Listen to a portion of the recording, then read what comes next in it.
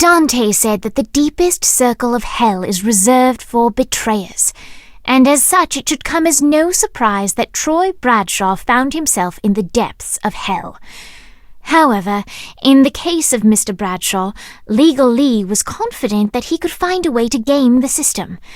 After all, Troy betrayed the Saints because of his obligations to the Stillwater PD, and later, Troy turned his back on his fellow policemen because of a sense of obligation he had to the Saints.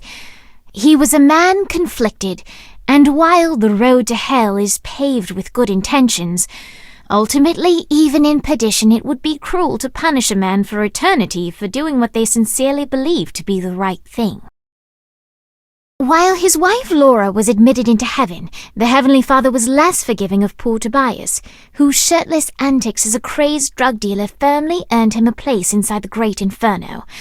However, ever the optimist, Tobias tried to look on the bright side of being transformed into a husk.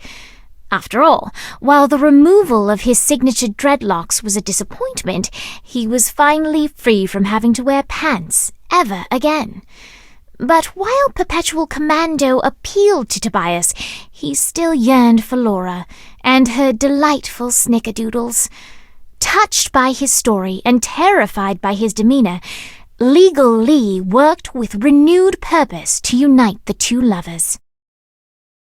Luz was a woman with impeccable taste in shoes, but horrible judgment when it came to men. Once the girlfriend of Stillwater drug kingpin Angelo Lopez, Luz found herself bouncing from one Colombian drug czar to the next.